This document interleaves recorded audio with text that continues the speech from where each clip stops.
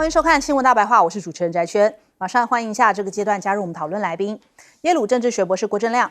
大家平安。前大使谢文吉，翟轩好，各位朋友大家好。前张千健舰长黄镇辉，主持人各位观众大家好。好，现在中美的关税战还持续在进行当中啊。那现在川普呢还列出来说，在他社群平台上面列出了8项非关税的作弊手段又要警告这个外国政府了。他发文表示呢，自他宣布对等关税政策以来已经有好多的世界领袖、企业高层主动向他求情啊，希望能够获得关税的减免啊。他其实就很享受这种别人来求他的感觉哦，所以他还要这样特别这样发一篇文。那讲那么多，讲说你看我对欧盟是怎么样，我对日本是怎么样啊？对欧盟，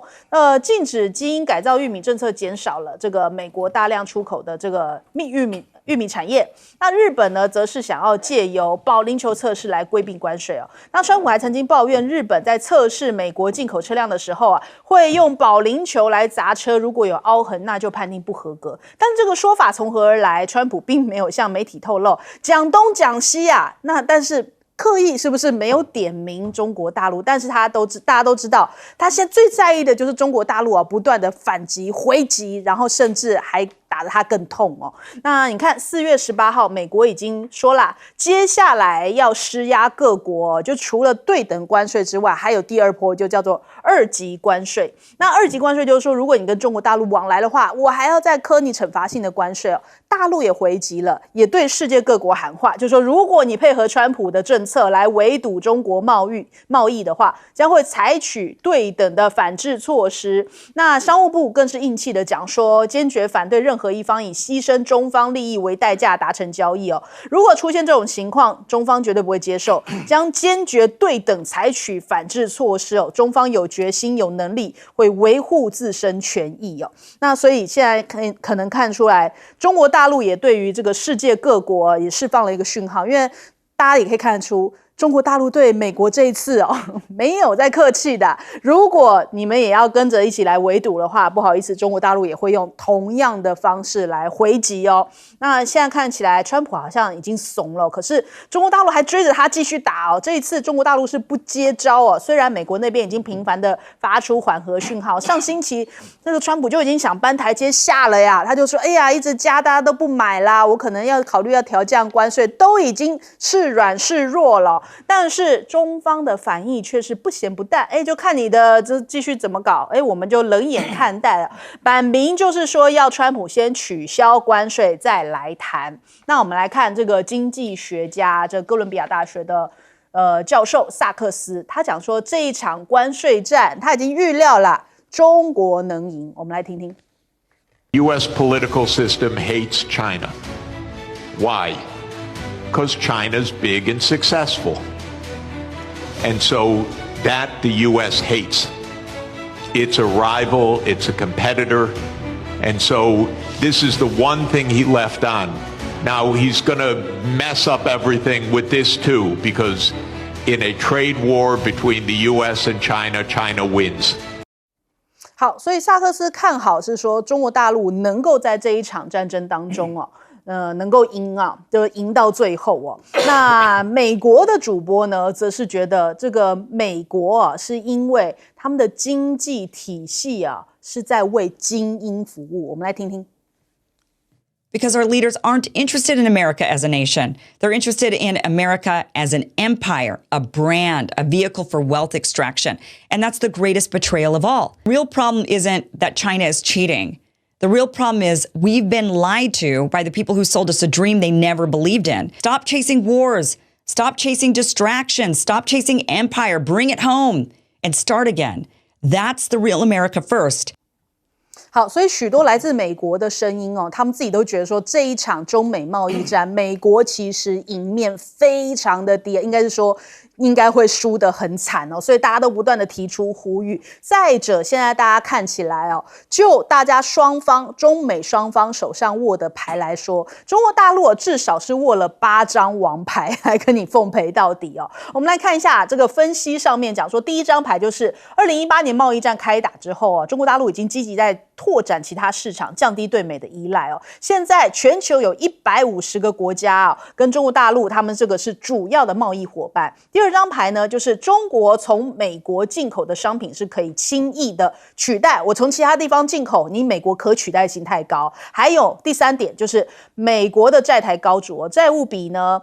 达到121%，那这个中国只有90%，所以财务相对的稳定。第四张牌呢，就是军工产业厚积薄发。现在近3个月来，中国大陆也是频频秀肌肉，所以美国犹如芒刺在背。还有第5张牌就是稀土现在中国大陆管制这些材料那对高性能战机至关重要。美国没有办法生产，恐怕是会影响到接下来6代机的研发那再来第6张牌就是中美的不同政治体系因为这个习近平现在目前没有任期制但是川普只剩4年的时间，所以他想要改这个总统任期有那么简单吗？恐怕是不容易再来名气可用。中国大陆现在全社会同仇敌忾在抗美还有最后一张牌就是还有很多牌，他最后一张还不止1张包含他随便禁你一下这个好莱坞影片，禁你一个波音都已经让美国痛得哇哇叫。也就是说，他的第8张牌代表着后面还有超多牌，所以美国怎么打呢？那我们刚刚讲到第7点，名气可用其实很多就是在做小生意的一些，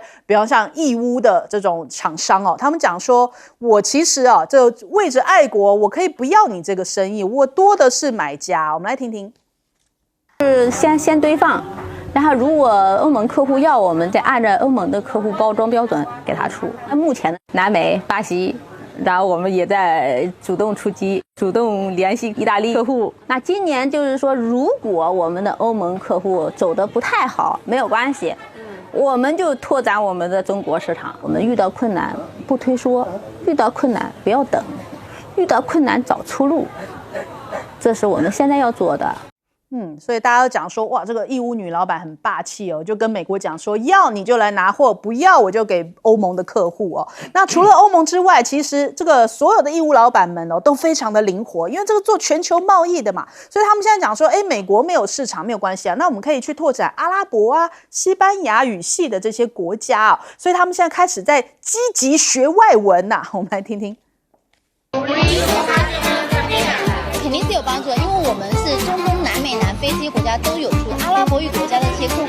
他们一般不喜欢打字，他很喜欢给你打电话或者发语音。如果我一点阿拉伯语都不会的话，可能是完全无法理解他。所以目前我已经尝试跟他们用阿拉伯语。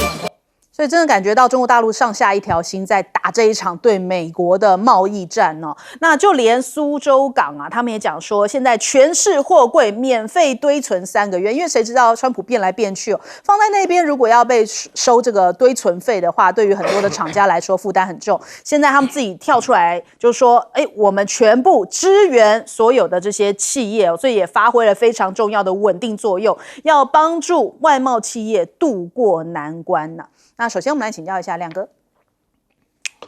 这根本原因当然就是美国高估自己啦。全世界的商品市场2024年总价值是33兆美元，美国是3兆3千亿嘛，你就是1/10嘛。你以为美你一定会死是不是？我举例我用2个数字，2018年中国大陆出口到美国那个贸易顺差高达4200亿，你知道吧？所以川普很生气那现在2024年就降到2950嘛可是中国的贸易顺差变成1兆美元。他那个2018年的时候，他的贸易顺差对美国是4200亿，对，那全世界加起来它是3750亿表示他对其他国家林林总总加起来它是负的它是逆差结果现在变成就全世界贸易顺差1兆美元这个是就中国的部分表示你没有打垮中国中国反而更大。那你就以美国来看，美国2018年的贸易逆差6200亿，那中国就占了4200亿嘛，所以川普很生气那你把中国打下去了，结果美国现在的贸易逆差1兆1000亿，表示你自己的政策也失败所以我的意思是说，你从2个角度看，你也没把中国打死，中国越打越大，你那个认为你这样有助于降低贸易逆差，那结果你的贸易逆差现在是1兆1000亿，这意味着什么？这就是谢峰啊，就是中国驻美大使，他讲了一句话啦，他说你自己在生病，结果开药要别人吃。我觉得就是真的就是这个谢峰这句话真的很传神你自己生病啊，那你诊断错误，这个病在哪里？我觉得刘亦儒讲的最正确了，这个病就是你美国人就是不储蓄嘛，你的储蓄率只有18.7%，中国大陆是50%那你自己的老百姓都不节约啊，都超买嘛。那第二，你政府也浪费啊，每年就有2兆的赤字，你这样怎么可能没有贸易逆差？对，就你的行为都没有改变嘛。所以你把贸易逆差归咎到关税，你根本就是庸医啊，就诊断错误嘛。因为2018你就是这样搞的，而且拜登还继续 follow 你这打了6年多了所以我说这个有什么办法呢？而且他有很多讯息都是错的，所以我说怪不得不止中国生气，连日本都很生气比如说那个他交代那个斥责量证，他就跟他讲，我对你有3点要求，你美国的车你一定要保证在日本的销售量，这网友哪有办法保证啊？对啊，你的车我在日本就没有人要买啊，而且日本对美国的汽车关税是0结果你在日本还是卖不开啊！你不去反省你自己，你逼我一定要买，全世界哪有这样？还有你刚刚讲那个汽车的保龄球试验，他连这个都讲错保龄球试验不是从上面撞下来，撞个坑就不合格，不是啊，他是在前面撞到保龄球，如果你凹下去，对不对？他反而觉得你的车比较安全。因为他这个是怕你撞到人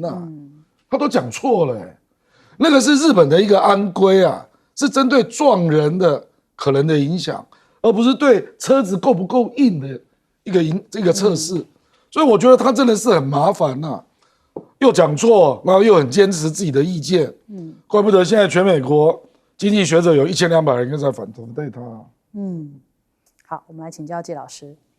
对，现在川普的问题就变成就是说，第一个大的问题就是中国大陆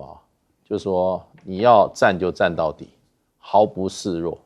而且他发觉就跟那个德国的《明镜》杂志讲的一样，中国大陆的反击的招数跟外科手术上一样，就是非常的精准，你哪里有病那刀就杀到哪里。对，第一个稀土，然后稀土现在让美国真的非常的头痛。因为大概91%的全球精炼稀土都在中国大陆手里面，你有矿没有用，你不会炼，很多矿还是拿到中国大陆去炼的，所以这个东西就造成美国的这个整个的事实上的这个芯片产业，还有整个所谓的军工产业现在陷入恐慌所以川普才那天发狂一天逼着那个这个叫什么？泽伦斯基签那个矿产协议，它里面不就有稀土的问题吗？对，所以中国大陆现在这个反制，可是在整个的这个外交上面中国大陆的反制现在各国纷纷群起效尤，对，那再一方面就变成美国自己现在有一点摇摇欲坠，在这个时候，美国想在90天之内把这些所谓的这些贸易协定通通怎么签完，现在看起来不太可能了，对，因为这个。石破茂昨天接受这个 NHK 的访问，谈了很多。他说，现在看起来这个谈判不能够急，要慢慢的谈，很多事情要深入的讨论。这句话就是说我根本不急着跟你谈，因为为什么呢？你如果现在在美国这个政府这么不确定，川普政府这个政策还撑不撑得下去的时候，你跟美国谈那个协议，那不是最傻瓜吗？可是外界传说现在美国是怎么样？美国是想拿日本先开刀，做一个模式以后，大家说你照日本标准，你看日本都答应了，对，所以日本现在就不愿意做什么第一个上断头台的。那所以美国已经现在通知韩国了，说下一个就你那为什么找这2个，先找日本再找韩国？因为这几个所谓大的贸易伙伴比欧盟好搞啊，对，比较听话啊。那问题就变成现在连日本的态度都这么强硬，对不对？那当然美国提出的要求，日本也没办法接了。那如果接下来以后，哎呀，结果日本谈了一个条件，过了几天，这个美国的关税政策支撑不下去了，美国这些对其他的这些所谓的这个贸易伙伴都让步了，那日本这个吃破帽怎么面对他日本的民众跟日本的企业？所以现在这个情况，我觉得。川普面临的每一个都是硬骨头啊，他不见得啃得下去哦。好，来请教舰长。刚刚主持人有讲到说，这个中国大陆有8张牌嘛，其实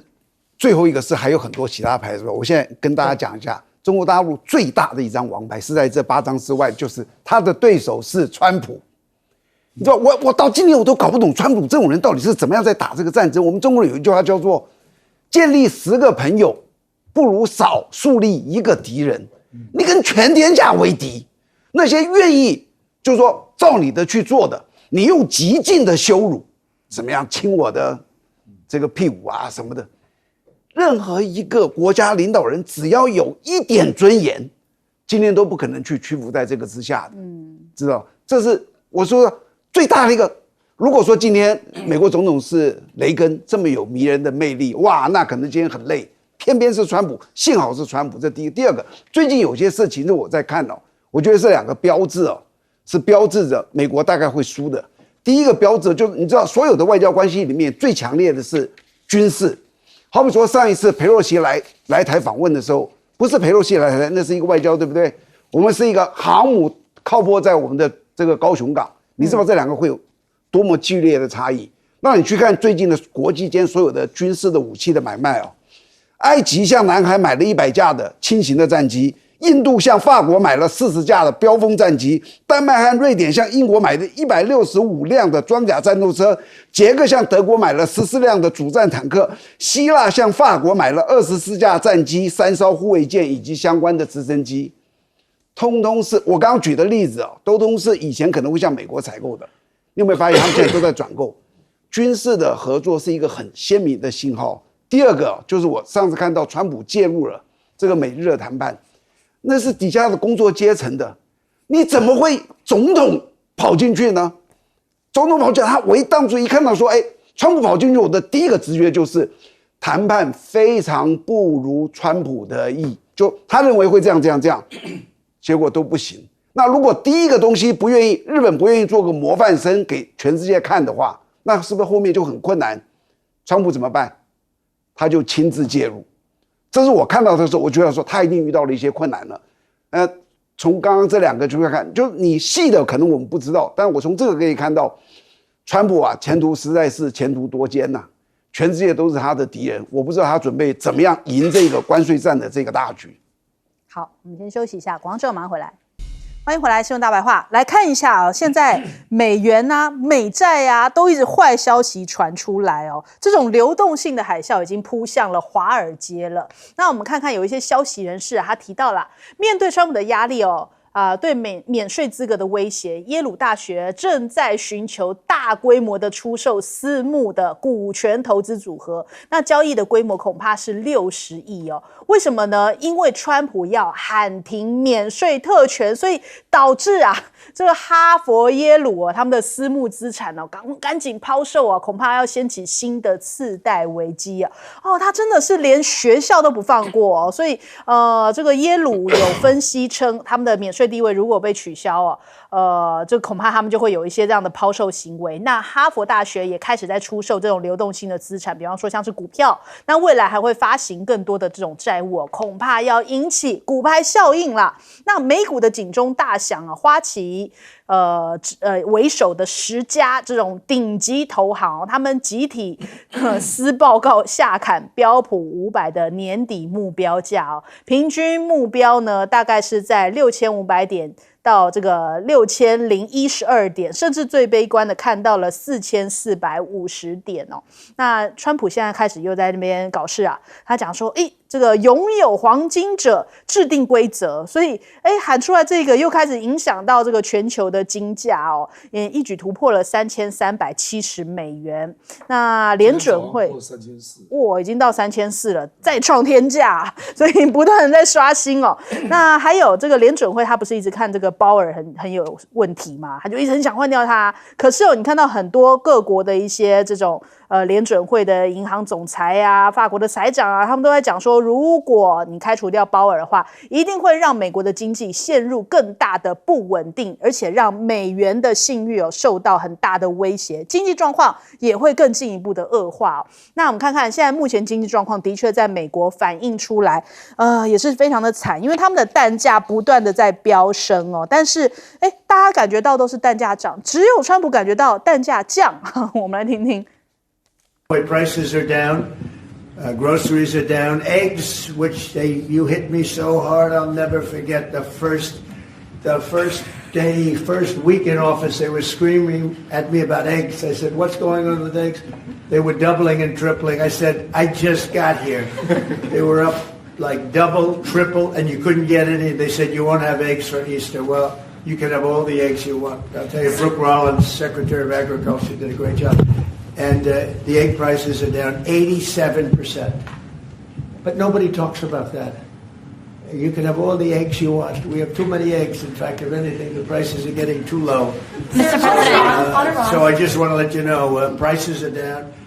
对，连记者在旁边都听不下去了，想要打断他的话，然后但是他就自顾自的讲。那现在不只是蛋的价格很高哦，复活节恐怕要过都有点问题了，因为现在目前复活节就要画彩蛋嘛，可是蛋价非常的高，很多人就已经放弃掉画真的蛋了，干脆拿塑胶蛋来过这个复活节哦。那再来这个饺子在美国也卖得很贵哦，现在一颗饺子就是$1一个啊，相当于台币这个32块左右，非常的高价哦，所以很多的这个中餐厅都贴出了涨价的贴文。那因为关税上涨，影响到花椒、辣椒、豆瓣酱这些食材价格，因为要从中国大陆买过来，所以价格上涨大概50%左右。纽约的唐人街的一些大陆的这个华商啊，那他们现在也抱怨，这个关税断了货源，所以他们现在生意非常困难呐。他说呢，进口中国大陆的商品要征收巨额的关税，几乎完全切断重要的进货渠道，迫使商品涨价，严重冲击到这个生意啊。那因此呢，美国的旅游同样也是感同身受。现在目前预估2025年美国的旅游业收入恐怕会减少$720亿，酒店、航空、餐饮这些都会是连锁反应啊，这个全面的都会往下来调降他们的整体收益哦。因此，在白宫外头，我们来看画面哦，就是又爆发了大规模的抗议啊。那抗议者呢，也是在高喊川普下台。他们选的时间是这个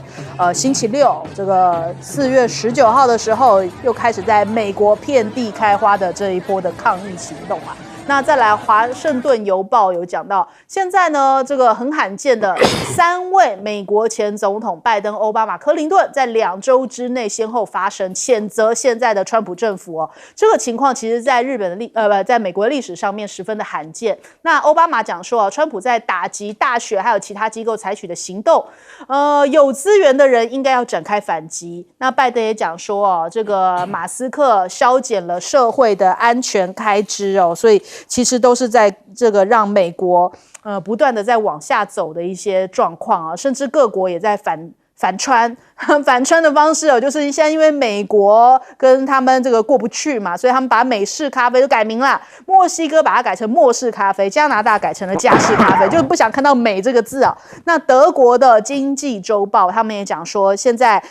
反过来要去找华为，因为过去美国拉着这些欧洲国家就说要去抵制华为嘛，现在他们转过来要跟华为继续来恢复5G 的网络建设。那布鲁塞尔这边的一个研究究智库讲说啊，通缩的问题其实主要是市场的商品价格下降。那很多国家现在选择不向美国出口，转而把产品销往欧洲所以呢，这个目前欧洲的企业决定不向美国出货，就是我不向你买，我也不卖给你开始就是好像不太就隔绝自己在美国市场之外这可能就是避免你川普乱搞，影响到他们接下来的生意。首先我们来请教一下亮哥。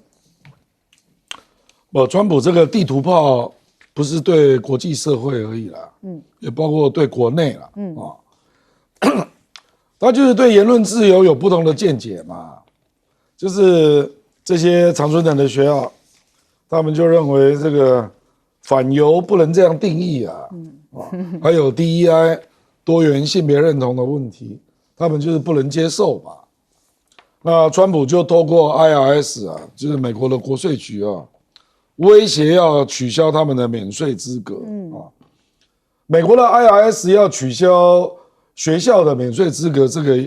一定要透过法律官司，这个不是行政命令可以处理的所以准备去面对哈佛跟耶鲁的律师团吧其实我认为川普不一定会胜诉就他连这个都要惹你知道吧？他惹到我跟你讲，不只是金融市场忧虑啦，事实上连欧洲人只有被课20%的税，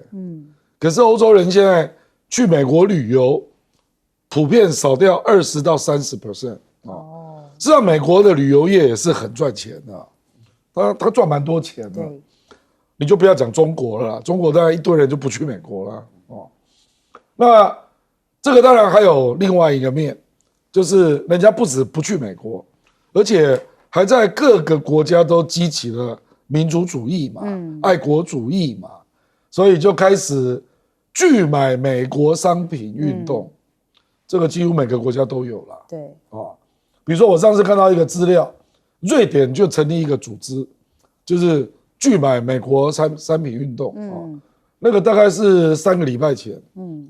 一下就有8万会员。其实欧洲8万会员算不小的组织了啦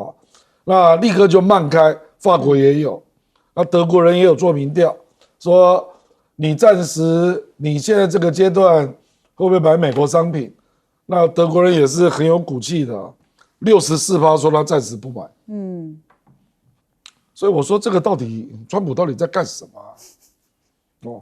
我觉得川普让美国很多商家都莫名其妙变成受害者真的是这样所以我觉得他所引起的那个反弹会越来越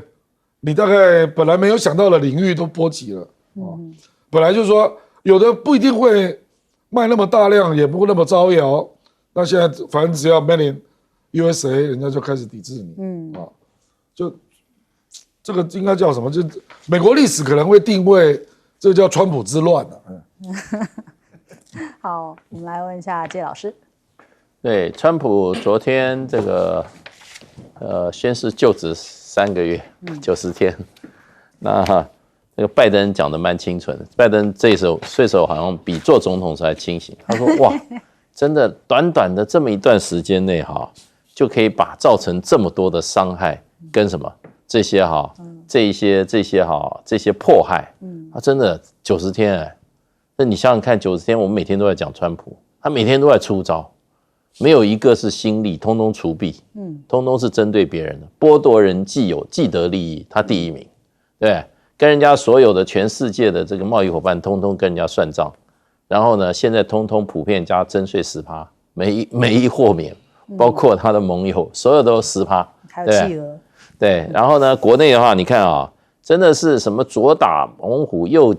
左打这个南山猛虎，右踢北海蛟龙，哇，还要怎么样哇，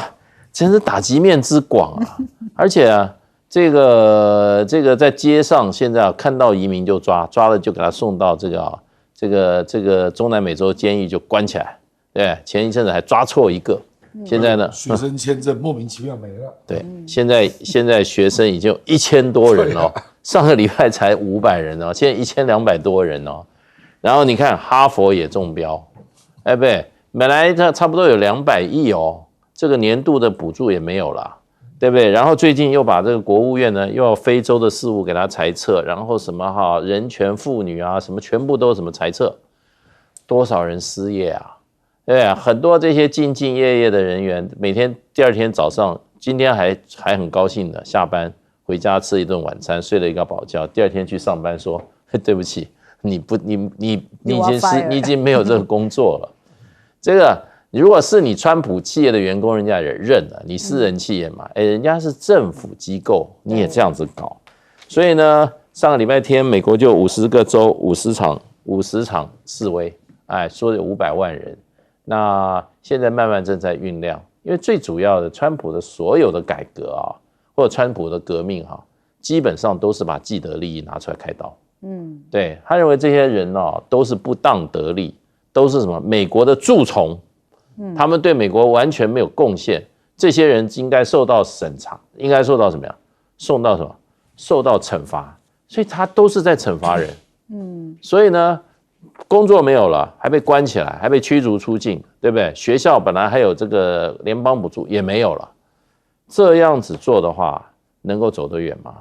你说他刚刚好搞了3个月，我认为他已经未来不足3个月了。好，舰长，如果你在股市有买卖股票的，我以下这段话，我奉劝你一定要好好的听好。记不记得刚刚亮哥举了一个这个美国的这个贸易逆差，他从什么时候开始举的到今天是吧？2018年到2035的，他举了这2个时间。为什么举2018？因为2018是川普第一次上来，第一次打关税战，也就是说你这前后2次打关税战，第一次没有这么严重啊，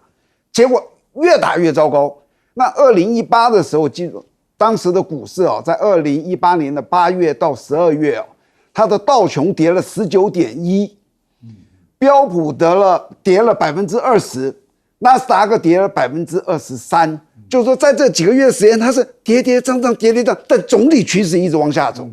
那一次没有那么严重，所以大概4个月的时间跌到这里，然后后面才慢慢上来。那在同一段时间，这个金价是呈反向的在涨，总共涨了多少？9.4%。为什么金价会涨？因为当这个世界股票不可信，这个不可信，经济动乱，关税打起来，大家都在忧心忡忡的时候，最后全世界会相信一个最为人类古早以来一直相信的币值，那个币值就叫做黄金，所以金价会涨。所以因此像现在你说接下来会怎么样？也许隔2天有一个好消息日本怎么样了？台湾达到一个什么东西，它会涨。但是对不起，只要中美这2大咖没有达到一个共识之前，这个全世界整体的动荡的趋势不会改变。在这段时间，你就算要去买卖股票，一定是短线最近涨了3天，赶快跑掉。这是我的给这些股票族的一些建议。否则，你只要拉长，你去试看，股票大概是整体在往下走，黄金整体在往上，大致上是这个样子。然后呢，我特别要说一下这个美元美债大家现在一直常听到美元美债好像要垮了这是我基于感性的话。如果我说我的感性的里面，我会说我希望它垮掉。这个美国实在太可恶了，美元美债垮，彻底垮。可是我的理性告诉我，那个不能垮，它垮了跟全世界是影响非常之大的。你的所有的股市都不知道会垮到什么地步。你以为只有美元垮吗？全世界都会垮。那美国像刚刚有讲到说，他们希望来一个2级制裁。你去想想看，你是任何一个国家，全世界有140个国家跟中国是最大双边贸易的往来国，我去制裁中国，然后我为了你美国制裁他，那你美国跟我有多少？所以在这个东西就这样，那根本是不切实际的。那最后的结果，最后还是跟大家讲一个：如果你在股市，如果你有投资黄金，记好我说的那个最大的原则。什么时候最安心？就是中美2强。这2个国家占全世界的 GDP 44.3%，当他们和谐的时候，这个世界的经济才会稳定下来，稳定下来，股市才会成长。好，我们先休息一下，广告之后马上回来。欢迎回来，新闻大白话。我们来看一下这个美国呢，美元美债现在出了问题哦，美元美债会动摇到的就是美军呐。那的确，现在的国防部长，美国的国防部长赫格塞斯啊，怎么又出包了？现在又卷入了一起新的 Signal 门呐。那《纽约时报》就报道了，这个赫格塞斯啊，他成立一个群组，还把他的太太、弟弟什么都拉进去哦。他是用他自己私人手机登入了群组哦。那3月的时候还曾经分享这个空袭也门的敏感情资，是可以这样子把家人拉起来，大家一起看看，一起瞧瞧的嘛。所以大家就觉得说，怎么会这么离谱呢？那 Politico 就报道了，现在五角大厦3名官员遭到开除啊，包含了赫格塞斯的资深顾问，还有这个副幕僚长以及副部长这个范伯格的这个幕僚长啊卡洛尔。那所以这3位呢，在本周稍早已经是被行政停职哦，18号是正式解职了。那看起来这已经是一而再再而三的这样子的发生了。那所以美国呢，他们现在炒鱿鱼这件事情哦，他们3人是对外宣称啊一概不知这个情况，但是是不是也反映出来美国的国防部这么容易就破防了吗？这光是一个这个国防部长可以一天到晚在他的这个简讯，然后用自己私人手机一天到晚把这种军事机密可以这样子随便的外泄哦。那3位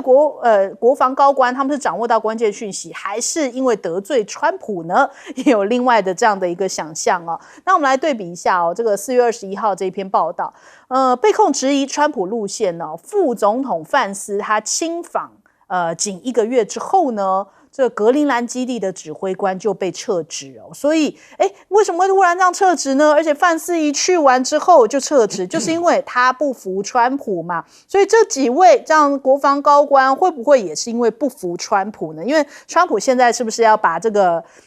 等于说周遭啊不支持他的声音一个一个给剔除呢？那就连这个国务院现在也变成这样子一个重组的对象，这是236年来啊最大的这个重组哦。那其实川普就演拟在10月1号前要把国务院全部这样子重组一番，然后停止美国在非洲几乎所有的外交运作，然后缩减驻加拿大的团队人员，大幅裁减，比方说像气候变迁啊、难民人权啊，对他来说那些都不重要。然后呢，以减少这种浪费啊、诈欺啊以及滥用。那这一份草案呢，其实真的是236年来之最呀。那这样大刀砍向国务院，他讲就 Politico 就讲说，其实呢，这份文件的真实性如何，或者是川普最后会不会签署呢？现在恐怕都还在未知数哦。那但是呢，这也反映出来国务院内部对于川普削减政府规模的举措感到相当的不安。美国的外交官抱怨该文件荒谬至极哦。国务院的确有很多需要改革的地方，但即使给无数只猴子、无数台打字机他们也能够写出更好的东西啊，真是如此吗？那现在目前卢比奥是否认了，他说这个报道是假讯息、假新闻。那到底是怎么样呢？这看起来美国媒体说，美国国务院内部有声音怀疑裁员重组的事情依然箭在弦上。这份被事先泄露出来颇为激进的文件，有点像是烟雾弹啊，就是讲得非常激进但是可能最后就是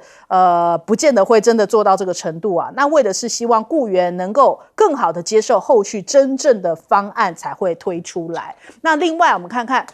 川普希望本周俄乌能够达成协议，因为4月20号嘛，他那时候讲说复活节要达成这个俄乌停战协议那时间到了嘛，可是现在看起来好像还没有办法所以他在Truth Social上面这样子 po 文，他就说不如你俄乌双方来跟美国做个大生意吧。所以他脑子里面是不是都只有生意就想来想去，讲来讲去，你看讲俄乌也是说生意那再来他又引发了一波这个暴涨行情是什么呢？他说因为官方迷因币 Trump 迎来了暴涨行情，价格还一度逼近了8.6美元，所以他就宣布啦，持有者有一场特别的晚宴所以他们现在正在制作网页，要欢迎所有这个拥有 Trump 币的这些持有者。还有他提到了这个川普的儿子他们的兄弟党涉嫌这个就内幕交易哦，所以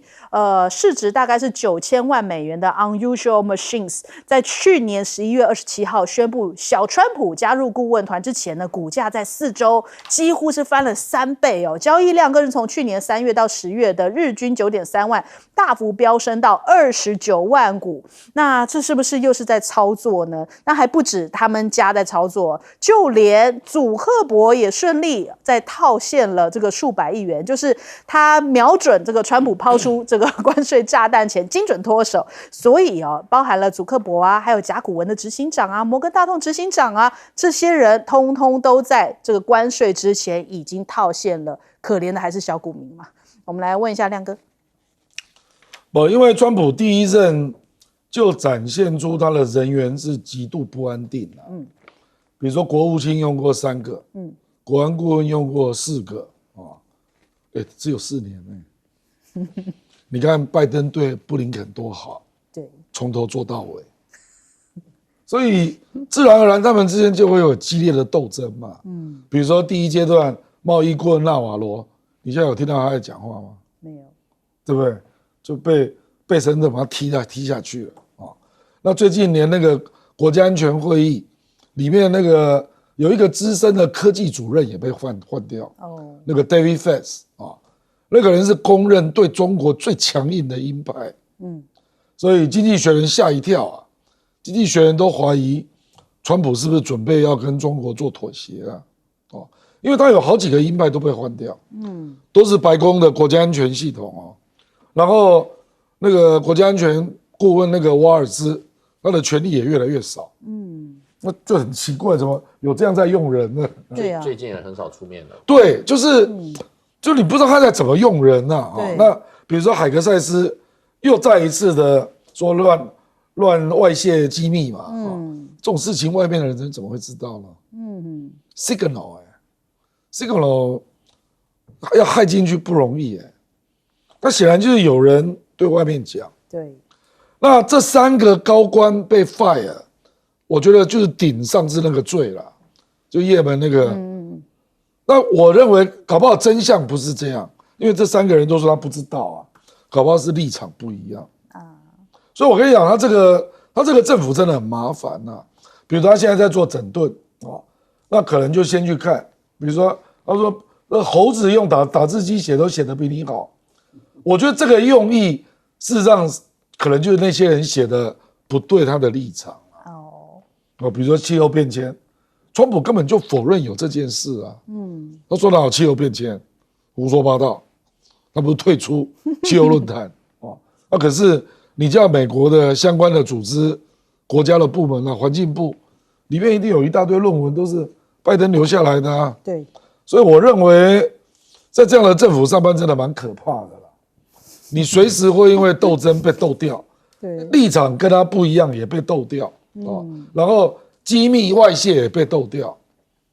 那所以就会处于一个混乱的状态。那鱿鱼游戏就不知道哪时候就死了。连最心爱的马斯克可能5月底也要走了。哎呀，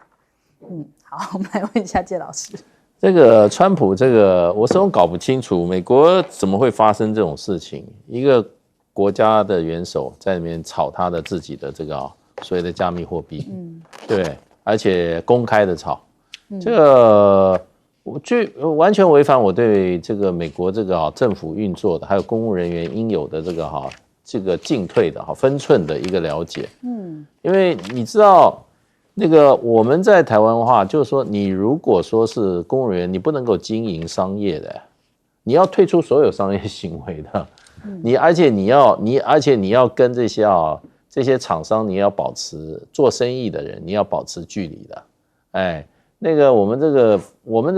在台湾，我们的法律都非常严，很多都是学美国的美国它也有很多这些回避条款对不对？那你看我们现在在台湾，你说你要做官的话你财产全部要交付信托，就说你自己不能再操作了。对，因为你可能你一个政策，你自己如果说要赚钱的话很好很容易像川普他现在他一句话就可以让股市跌垮掉，一句话可以让股票市场就上天了。然后他如果天天在炒股票，你说他就放一些话，对，他说明天要涨，我今天先买进，对不对？然然后明天让它涨，然后呢涨不够的话再讲一句话，再讲一句话，这样它再继续涨。对，他说，哎，我那个这个对等关税我正在重新考虑，我可能要放弃，啊，股票会不涨吗？对不对？所以这些人他基本上他应该要自己本身啊，所有的财产他都不能碰，更不能够这些那个牟利的事情挂在一起。所以呢，现在不是我在这边怀疑啊，美国国会已经有很多议员已经在讲了。他说这个不是图利，什么是图利？对，他现在还要把证管会纳在白宫下面，对吧？那你看他上一次介绍他2个朋友，他说这个人昨天他赚了25亿。对对对，哎，你朋友怎么可能在股票市场赚25亿呢？你怎么消息从哪里来的呢？对不对？这些我觉得川普实在太藐视美国的法治了，我认为他可能会付出代价。只是他现在才上任3个月了，那慢慢这些事情累积到一个程度的时候，我觉得他等于说啊，小病变成累积以后变大病的时候啊，他可能这个背负的法律责任这个会多得不得了。所以美国从来没有这么乱过。不过任内刑事豁免。任内刑事豁免事后还是可以追究的，还是追究的。那问题就变成就是说，美国从来没有这么乱过。对，真的，这个川普真的是把美国所有的我们对美国的那个体制跟他那个所谓的他那个文化的认知全部被他一个人颠覆了。哎，我觉得美国如果大乱的话，川普就是一个人要负责。好，来请教见证。刚刚这个大石先生有提到这个川普币我去查了一下川普币，我才发觉这真是不可思议你们大家去想一想川普当选了总统，他1月20号要准备上任，然后他有掌握2家公司，就上市了这个叫做川普的民营币，就数位货币。什么时候上市的呢？1月17号，他总共有10亿枚的这个民营币，8亿枚掌握在他的2家公司，2亿枚公开发售了。发售了以后，2天之后涨了8倍，800%涨了这么多。它最高的时候，整个这个10亿枚的货币的价值值多少美金呢？270亿美金。你觉得这是一个政治人物可能做得出来的事吗？这不是说我在之前去成立，你1月20上任，你1月17 2家公司去发布这个东西。我觉得这个是美国实在是自由过头了，还是怎么一回事？那第二个我说我看到川普很多的用人我可以告诉你，他的基本原则大概都是这样子，他都用那种绝不可能当这个的人。好比我举个例子我今天在军中，我从小官一直慢慢到了上将，到了参谋总长，就我的感觉，我的能力跟我的军中的这种关系，我应该当国防部部长。川普如果用这种人当国防部部长他基本上就是应该就是我嘛，我没有什么感恩之情。他用的是什么？一个所有人都觉得怎么可能呢？一个退役的中将